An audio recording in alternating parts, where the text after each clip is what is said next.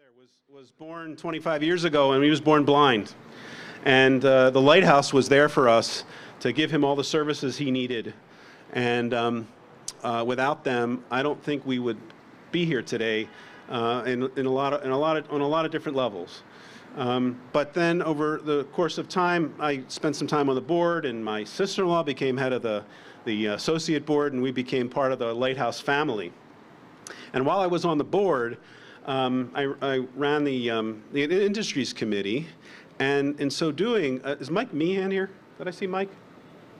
I didn't see Mike. Well, Mike actually ran the operations to create the call centers for the for the Lighthouse. And the Lighthouse has always been critically involved in employment opportunities for people that are visually impaired and disabled.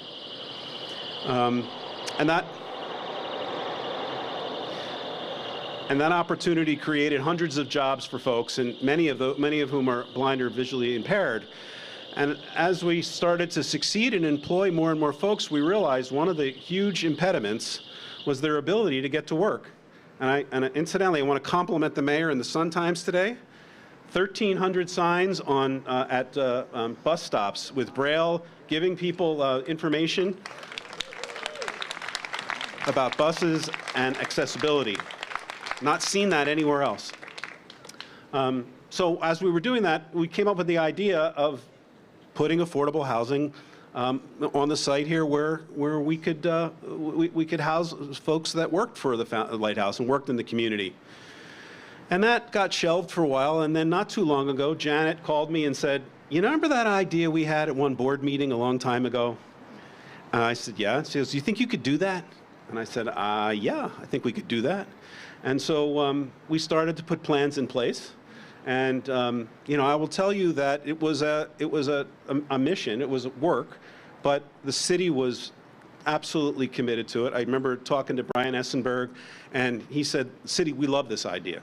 And they jumped all over it. And Marissa Navarro is here, the Deputy Commissioner of Housing. I saw her somewhere, there she is.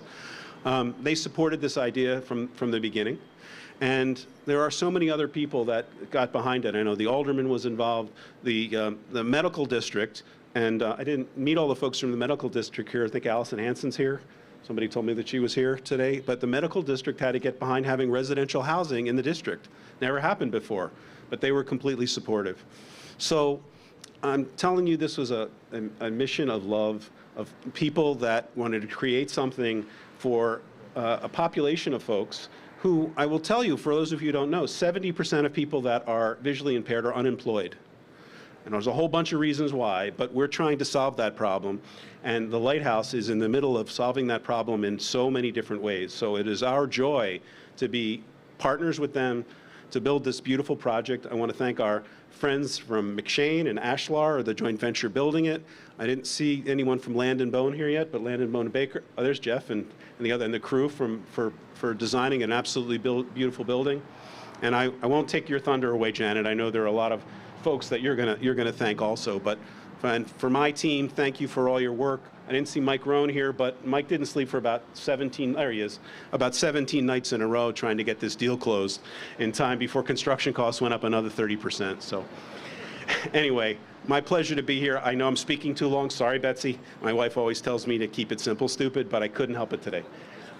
So I would like at this point to have Alderman Burnett, who, just so you know, we've known a very long time, and there is no bigger supporter of affordable housing in his district than Alderman Burnett. So please come up and have a...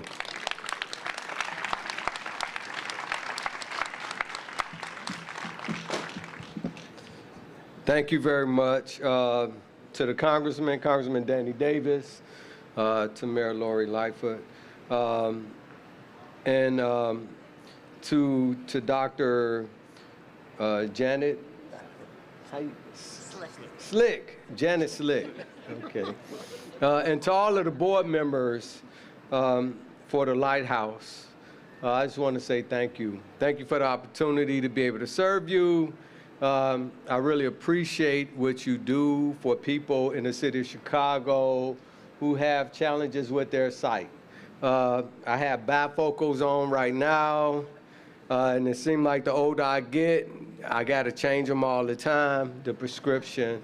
And, you know, and if and when I take my glasses off, I probably couldn't tell you who you were from here, right? So we really have empathy for those folks who can't see, and we really admire the Lighthouse for the things that they do for folks and the ideas that they have. One of the things that I really appreciate is crossing the street, right? Mayor, if you cross the street here, there's a buzzer that goes off to let you know if there's traffic coming or not. So if you can't see, that's something we need to really consider doing all over the city for folks who may not be able to see. I think it's a great thing. I want to commend also the medical district for allowing us to have residential over here. When they brought this idea to me, I said, fantastic. I said, this is great. I think it's very unique to have people in a community where you service them at, where all of the amenities for care is. You know, just like the senior building down the street, we have many hospitals over here in the medical district. We need more affordable housing for those folks who may not have the opportunity or the luxury of having cars and transportation to be closer to where they get their services at. So I really appreciate this development. To the Commissioner of Housing, to the Commissioner from the Department of Disability, thank you all very much. Really appreciate all of the money we've been able to put into this project. Also want to commend the Brenshaw Michaels, and also not Michaels, just Brenshaw, okay. Brenshaw this time. Brenshaw for their contractors. McShane, I'd like to thank McShane for joint venturing with Laurie, the African-American contractor. We really appreciate the fact that they're hiring people from the ward. Let's give them a round of applause. We think that's very important. We have just the foreman over here, that young lady back there and sitting in the back, African-American young lady who worked her way up and got in this business and constantly growing. We really appreciate to see young folks grow and get involved in this business, especially women, right? And Shay, I know Shay, yeah, but they especially women. I think it's great that all of these glass ceilings are being broken and opportunities are opening up. I just want to put a bug out there. I did speak to some of the people in the governor's office. We had a meeting. There's a piece of property across the street behind here. We like to do another building like this on that piece of property. So we talked to the governor's office to see if we can get the property. I'm putting the bug out there for the departments to know that that's something that we're looking at, so we're going to need some money in order to do that also, Mayor. But, but this is something, I mean, how many of us had relatives, especially older relatives, that needed help getting around? That you were worried about them, right, bumping into something or walking over something or couldn't see everything. All of us, I know I've had relatives over the years, so we need to really be concerned about those folks and get them a decent and affordable place to live. Because most of the folks, even the folks who come here to work at this facility, they get them jobs, they don't make a whole bunch of money. But they do need an affordable place to live. So they can move into this facility, they can work here, and they can get all of the services that they need to be healthy in our society. So I'm very proud to say that I am the alderman right now for a development like this in my ward, the first one in the city of Chicago and probably in the state of Illinois. Thank you very much. Thank you. Well, I'll do you one better. This is the first low-income housing tax project in the country that is designed for people that are visually impaired and blind. So, Mayor, I'm really proud of Chicago. And on that note, Mayor Lightfoot, would you mind?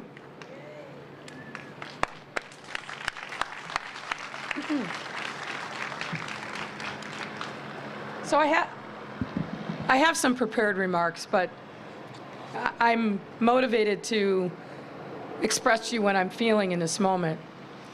And that is, this is a moment about dignity and about empathy. I have no doubt whatsoever that a big reason why I'm standing here before you today as mayor of this city is because I bore witness to the challenges that my deaf father faced every single day of his life. He lost his hearing in his early 20s, and back in those days, in the early 1950s, there were virtually no supports for people with disabilities, and certainly none for somebody who lost their hearing at such an advanced age. I watched him struggle every single day.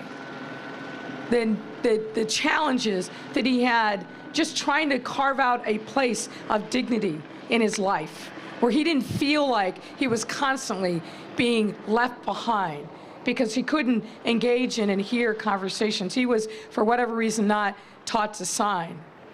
Watching that struggle, and the struggles of others, of course, made me want to be an advocate, made me want to do something to right the wrongs and the burdens that were bestowed upon so many. I remember my classmates from school who were absolutely ostracized because they had physical or social emotional disabilities. And I think back upon it, that time, frankly, was a bit of shame for my not stepping up in that moment. And I decided early on, when I became an adult, that I was going to change my life around. I didn't know it would certainly lead me to this path, but we have to make sure that no one in our community lives a life where they don't feel seen, heard, respected, and dignity. We have to make sure that people have the ability to work. And fundamental to having a life that is valued is having a place where you can lay your head at night with safety, with security. And all the amenities that we in the abled world take for granted, we need to make sure that there are more opportunities for our brothers and sisters who are challenged, but who are ready and able to be part of our community, to give back and contribute if they just have a little lifeline and a little help. And that, to me, is really what this moment is all about. And Walter, I'll take that challenge. I'm not sure where we'll get the funding, but I'll take that challenge, because this can't be the last. It's great that it's a first, but it can't be the last when we know how significant the need is across our community. And I'm happy to be sharing this moment and the stage with so many people who have made this moment possible. But I want to call out the electeds and the appointeds that are here, without whose help and diligence this moment would not be possible. In addition to Walter Burnett, and I agree that he is an absolute tireless champion for affordability and really sets the bar for the rest of the City Council. So Walter, thank you so much for everything that you do. I want to also recognize and thank Congressman Danny K. Davis. What a great, great man, living his life every day.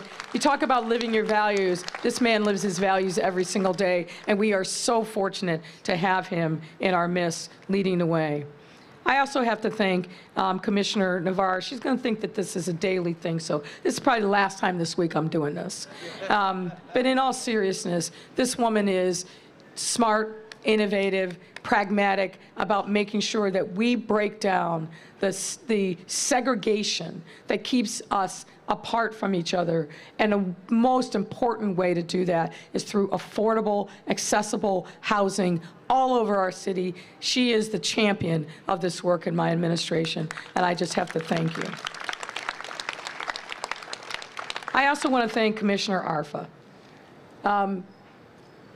I knew that we needed to do better as a city when it came to respecting the rights of people with disabilities. But Commissioner Arfa has really told us how far we needed to go but importantly is leading the charge to make sure that we are a better city, that we are a city that means our values, particularly when it comes to creating opportunities for people with disabilities. So, Commissioner, I just want to thank you every day for what you've done. I mean, even in this short time that you've been a commissioner, we have seen a sea change in the way that we think about and the way that we value people with disabilities and making sure that they are respected in our city. So thank you so much for the work of you and your team. I have pledged to make Chicago the most equitable and accessible city in the country, and I hope you have heard from my words already that these aren't just words, that this is something that I value because it's so deeply personal to me. I'm proud to say that our city is making significant strides toward that commitment through the investments in accessibility that we have already made, and let me give you a couple of examples. We recently launched the Mayor's Office for People with Disabilities Employment Center. People need work, real work, not work that pays them a sub-minimum wage, not work that is so insignificant that they can't take care of themselves and their families, but real work. And what part of that work is making sure that employers see these folks as having real opportunities to contribute. And here again, Commissioner Arfa and her team have really opened up the opportunities there. We've also made historic investments in programs like Home Mod to provide accessible modifications for renters and homeowners with disabilities. And today's groundbreaking is just another step forward in our commitment towards equity. We want every Chicagoan, including those with disabilities, to have affordable, safe, and accessible housing. That's why we've committed $26 million in financial assistance for Chicago Lighthouse's residents here, and proud of it. This project will uniquely serve low-income veterans, blind, and low-vision residents by offering accessible features tailored to meet their needs. These residences are so much more than the 76 units of housing that they will become. This project will empower residents to live independently in our communities. And because it is affordable, they will be financially empowered to do just that. Affordable housing lifts the burden of housing costs off people's shoulders so they can focus on their upward economic mobility and prosperity. And prosperity and building wealth must also be one of our core values as a city. Beyond the state-of-the-art amenities in this residence, this building has a rooftop deck, a community room, a fitness center, ground-level retail space to help the tenants live connected and happy lives within the community that they will be forming together. It's in close proximity to the Pink Line, helping these residents easily access all the amenities of our city and not feel like they are isolated and alone. Transit-oriented, affordable housing. Get used to saying those words, folks, because it is a thing that will be a permanent fixture in our city. And I'm thrilled to continue expanding transit-oriented developments like this across the city. Last thing from me. This development is conveniently located in the Illinois Medical District, not only serving the health needs of the tenants-to-be, but supporting the health and wellness services that are already concentrated in this important corner of our city. All in, this is a great day for our veterans, our residents who have vision impairment or otherwise living with disabilities, and a great day for our city. I said at the outset, 2 words came to mind: dignity and empathy, and everything, all the hard work, all the folks that made this possible, live those values, and now we're going to have a permanent manifestation and monument to that here on the West Side. So thank you all. God bless everyone, and thank you.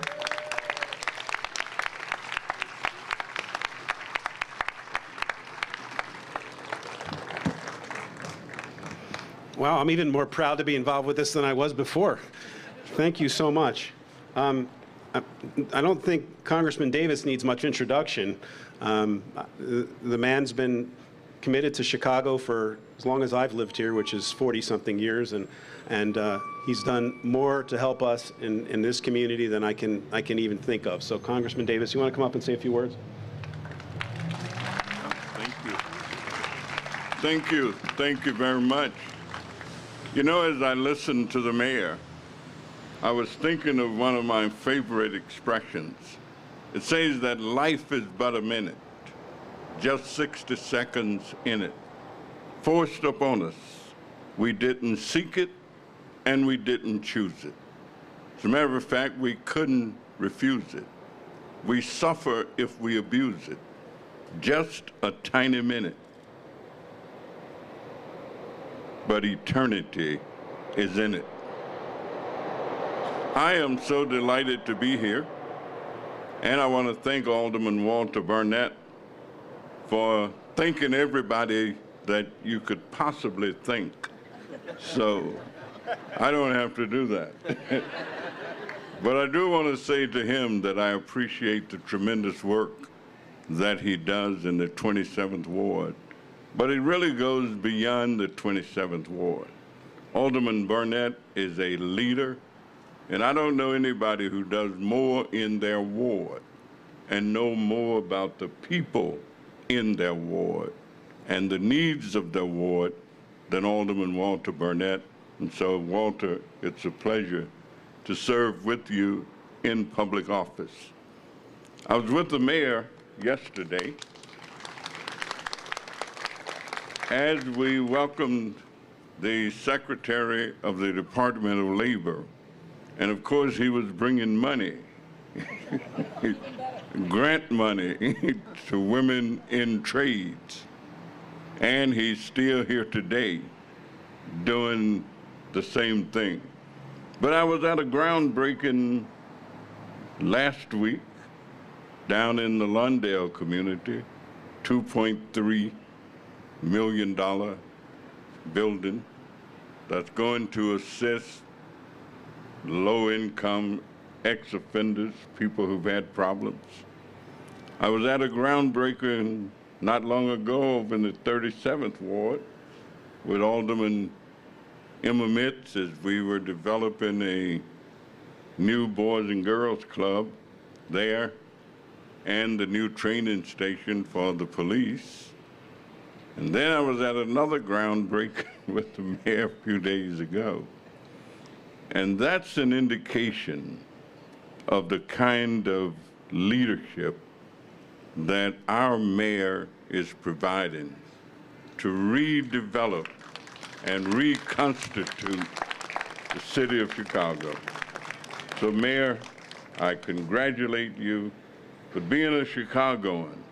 I really thank you very much for that kind of leadership of our town, of our city. There's no place on earth I'd rather be than here right now, because I've had such wonderful experiences working with individuals who care about. One of my first sheroes in life was Helen Keller. When I read her book when I was about 7 or 8 years old. And ever since that, I've had some affinity and some engagement and some involvement.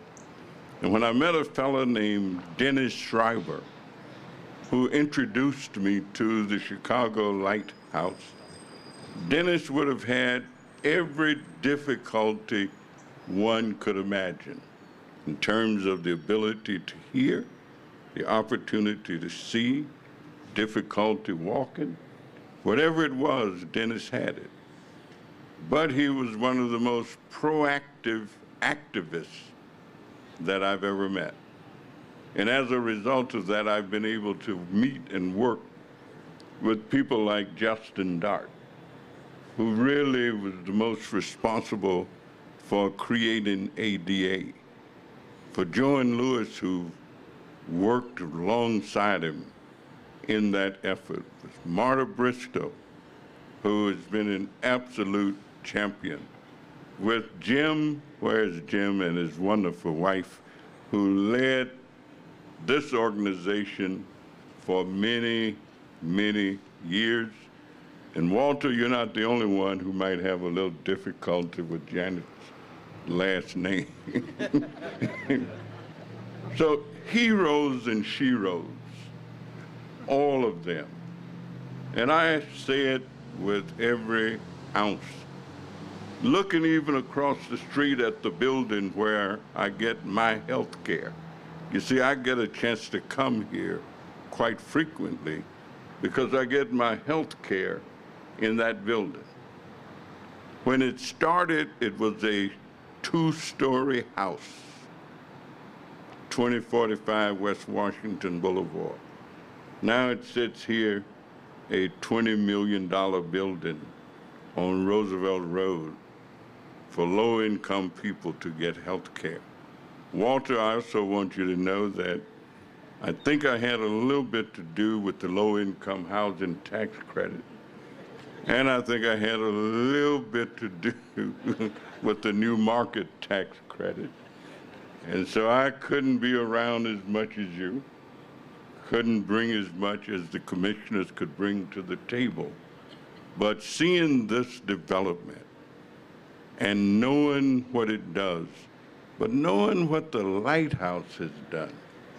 I mean, they used to make all the wall clocks just about in America. Many people didn't know that. Yeah, when you saw a wall clock, right? Right here.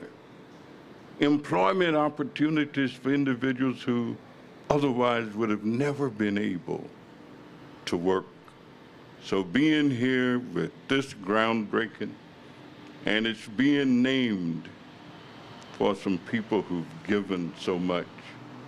And I am so proud to be here with all of you as the groundbreaking and the dedication takes place of a part of new Chicago, not the old Chicago, Madam Mayor, the new Chicago that we will experience. God bless you all, and thank you very much.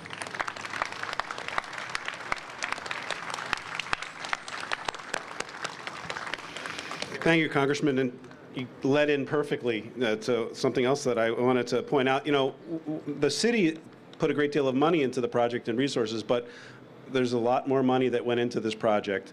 And those folks are here today. National Equity Fund bought the tax credits. CIBC and Chase Bank provided the loans for the project, and we thank you very much. And the Chicago Housing Authority provided vouchers so that the veterans and some of the very low-income people can have rental subsidies to live in the building. So thank you all very much for all your commitment. Whoop. So I'd like to have Dan Cruz from the Chicago Housing Authority come up and say a few words.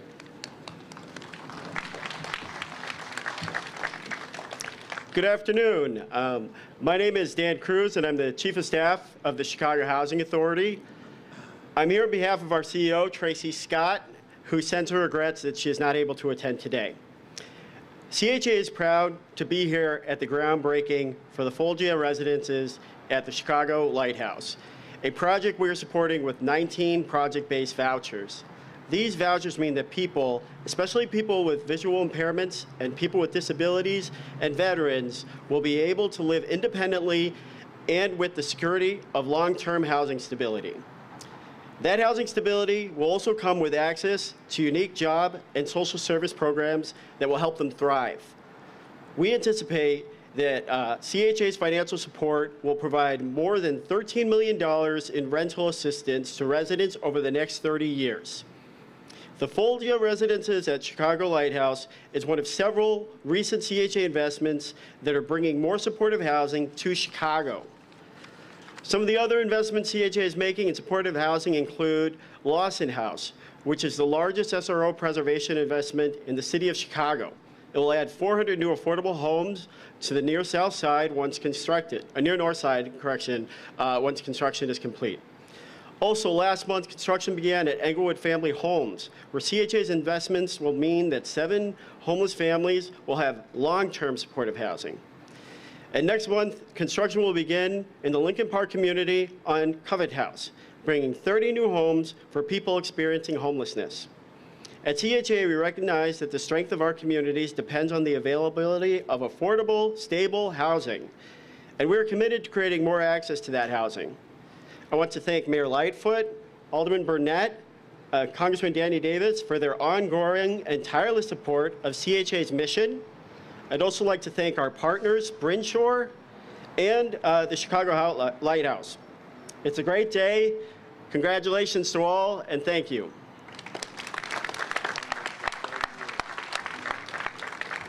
I got to tell you, Dan, I have the same sport coat, and I almost wore it today. You'd have had to take it off, right? Well, for me, I mean, my hero in this project is your next speaker. Janet Slick is the executive director of the Chicago Lighthouse, and she's been an amazing partner to get this through to where we are at now. She has vision, she has commitment, and she is a person of her word, which is the single most important thing to me. So it is my joy to ask you to come up and say a few words and to be your partner.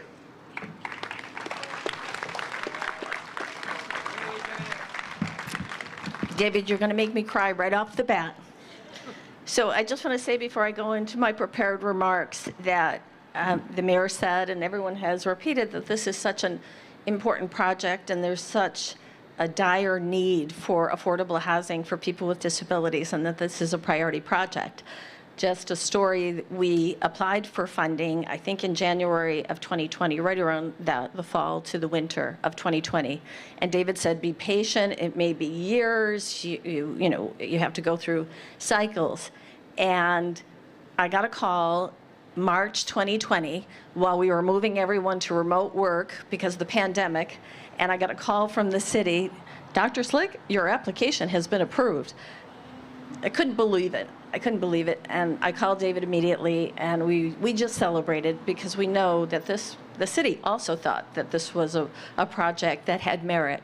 So, as everyone knows, the Chicago Lighthouse honors its history, and there's a great, rich history here. We're 116 years in the making, and this area, this acre lot, has been a lot of things over the years. Just over a century ago, this area stood in the shadow of West Side grounds, the ballpark that the Cubs called home from 1893 to 1915. If you can believe it, right here. We were probably the parking lot for the stadium. It was just blocks away that the Cubs won 2 out of the 3 World Series titles that it has ever had. Now, I'm a scientist, and I don't want to make conclusions without appropriate data, but I wonder if they might have won even more titles if they had stayed, because it's a lucky spot. The Cubs leaving this area and moving north cleared the way for the Lighthouse to build its glorious headquarters at the corner of Walcott on Roosevelt, just a block here to the west, in 1955. And it cleared the way for this area to the east, where we now stand, to become a sanctuary garden and a basketball court leased by the Lighthouse for recreational use. While our original building, dedicated by Helen Keller 67 years ago, still stands, much has changed beyond just the facade.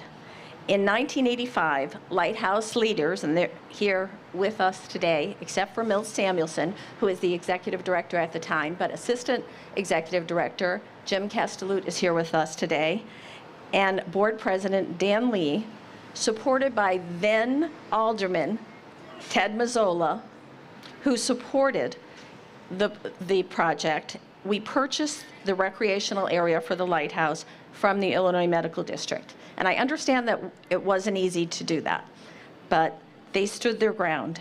It became a garden and a playground for the students in our school with disabilities, and a parking lot for employees and visitors who were coming to us for our programs and services. It was also the case in 1985, this is sacred ground, where the Illinois governor, James Thompson, right on this very spot, signed the Title 20 legislative act that provided funding for social service programs and agencies in Illinois. Those funds, and those are to date hundreds of millions of dollars, have elevated countless lives in Illinois, including thousands who have relied on Lighthouse services. As our community needs have evolved, so has the Lighthouse. In the early 1990s, we expanded and modernized our school and our industry's assembly facility. In 2010, we celebrated and added 12,000 square feet of space to expand and modernize our low vision clinic to become the most comprehensive low vision clinic in the country, including a state-of-the-art research program. Today, within our 100,000 plus square foot building, we host over 40 programs and services geared towards rehabilitation, education, and employment. We have served more than 50,000 people, individuals this year, and do annually, and employ hundreds more, many of whom represent our mission populations of those who are blind, visually impaired, have other disabilities, or veterans. Now, 37 years from when we purchased this 1-acre site, we are breaking ground on a new era of accessibility. The 76 apartments within the Foglia Residences will offer safe and affordable housing for Chicago's veterans and citizens with disabilities. Each unit is designed with accessibility-first perspective, empowering residents to live independently and with confidence. Now we're grateful. I'm going to thank a number of people again because they deserve repeated thanks, who support our community, including the Illinois Medical District, UI Health, Cook County, Rush, Jesse Brown VA, the Department of Housing, the CHA, the Department of Human Services, the Lions, Alderman Burnett, Congressman Davis, Representative Collins, Mayor Lightfoot, and the City of Chicago, all of whom have played a significant role in making this project a reality. We appreciate the constant support and feedback on this housing initiative from our advocacy partners, the National Federation of the Blind, the American Council of the Blind, the Mayor's Office for People with Disabilities, and Access Living. And we thank those that completed the legal work that was necessary to move the deal forward, Perkins Coie and Applegate and Thorne Thompson, and our financial partners, National Equity Fund, Chase and CIBC, along with the city. This project is the realization of a dream of our wonderful development partner in David Brent of Brinshore Development, who is not only a leading developer of affordable housing in the nation, the top developer, but he is also a leader in the efforts to develop treatments for blinding conditions through his great work with the Foundation Fighting Blindness. He is also, as he mentioned, the father of a son who is blind and has been an unyielding supporter of the Lighthouse. I can't thank him enough. It was David who introduced us to our talented collaborators, Landon Baker and Associate Architects, McShane Construction and Arshlar Construction, who have taken on this project with zeal, real zeal. We are also overwhelmingly grateful to Mr. Vince and Mrs. Pat Foglia and the Foglia Family Foundation for their incredibly generous support of this project.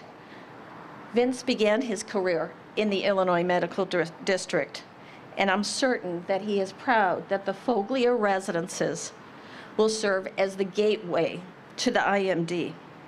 I'm also equally sure that he's proud that the building that bears his name will provide a home to people from our community. People like, and I'd ask them to stand, Fabian Cruz, Kira McCall, and Valerie Ponder, who are seeking safe and affordable homes close to work. Finally, on behalf of the staff of the Chicago Lighthouse and our board of directors, I want to thank everyone for sharing this milestone event with us. Each of you has played a special role in the development of this iconic organization that has impacted so many lives and will impact so many more through this pioneering residential building. This land that we are standing on has played so many roles over the past 67 years. A garden, a recreational area, a playground, place of solace to sit when you have received a life-changing diagnosis, and yes, even a parking lot. In every case, its purpose has been to provide sanctuary and solace for our community. As we look to the future, we can take pride and it will continue to offer this promise of safe harbor and comfort for all. Thank you.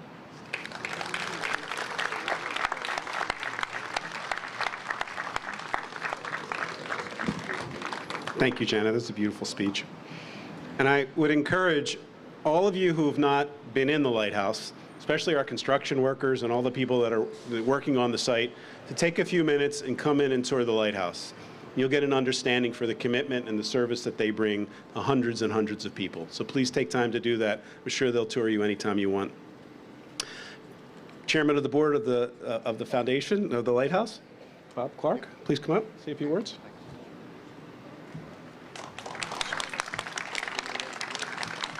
Well, first, thanks to all of you for being here today at this momentous occasion. It's so appreciated by the Lighthouse, because this is a great day for us as an organization and for our city and our community and our residents. It was 2010 when I was recruited to the board, and the then board chair, Bill Connigan, and Dr. Janet met me for lunch here in the Italian Village. And they started, I think, immediately with the board orientation as part of that conversation. So they started explaining, well, let us tell you some of the things that we do. So we do low vision care, and we got a great clinic for that. You know, we have employment, and we seek out, you know, opportunities. We help educate. We transport. They went on and on and on. And then Bill Connigan turned to me and said, now, what do you think we don't do? Well, I didn't answer the question right. I guessed a few things. I had no idea how to answer that question. But he said, we don't provide accessible living arrangements. We don't have a residential element to our program. And that would really be a dream come true. And that line always resonated with me from that moment on, that that's where we needed to go. So it's been a long journey, but here we are today. And I just think it's tremendous that we're here. I'm proud to be part of it. I want to just thank everyone. I'm not going to maybe go through necessarily 53 people, but I just want to thank everybody. David, for your partnership, our elected leaders and appointed leaders for your assistance in making this happen for us. I want to make a special call out to our board. Ed and I were talking with David before we got started, and I think the high majority of us, the most complicated residential or project we've ever been through in the construction space is a dreaded kitchen remodeling at home or something like that. So this was foreign territory for us, you know. This wasn't our thing. So it took some time, but with Ed's leadership and our committee and then our full board coming along and our council of Jackie and Rick, you know, and management and David and everybody educating us, you know, we got there, and we're so excited to be here. And again, thank you all so much. And I also want to publicly thank Mr. Foglia and his foundation for their generous support in making this a reality today. And thank you all.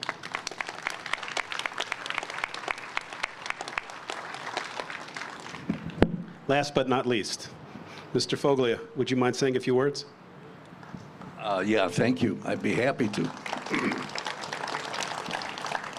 I'm the last speaker, so you guys who need to go to the washroom, just hang on a minute. I'll be off.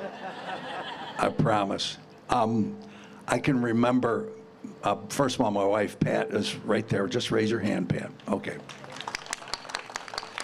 Pat and I grew up in Chicago, and as a matter of fact, my father was a Democratic precinct captain. I just thought you guys, the politicians, would like to know that. When we were very, very young, Roosevelt Road right there had a streetcar, and if you went all the way down to the end, it dead ended at Soldier Field. And we could get off then and walk to Soldier Field and go see whatever it had going at the time. Pat and I feel really honored to have our name on this building. And when I look at what's ahead here to put this up, and all the people that contributed to it. I feel like we probably did very little to have our name on it, but our name is on it, and I'm proud. I'm proud to have the name on it, and I know Pat is proud to have the name on it. When you're disabled, as I am, you're always looking for independence. You seek independence, and that's your biggest problem in life, is to try to be able to be independent. As our blind people are with their dogs and all the things they have going for them. And now they'll have homes, some of them will anyway, that are close to their place that they go to. And that's important to them, and it's important to us. So we're happy to be here. We're happy to have the family name on the building. Janet, good to see you again. They came in and made the presentation to us, and I thought, well, you know, I'm proud of the family name, but I couldn't be prouder than to have it on this building. So thanks for listening to me, and thank you very much. Bye now.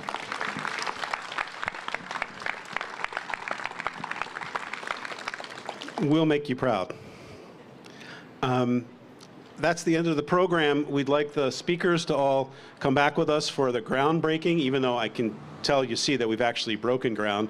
But we did stop the machine that pounds the caissons in from working today, because otherwise you wouldn't be able to hear yourself. So thank you all for being here. I promise you, when we have a ribbon cutting, it will not be this loquacious. But anyway, thanks for your patience. What? Oh, and there is a reception in the community room. When we're all done, there's lots of food and drinks, so please take your time, come on in there and enjoy yourselves. Oh, the rain's starting.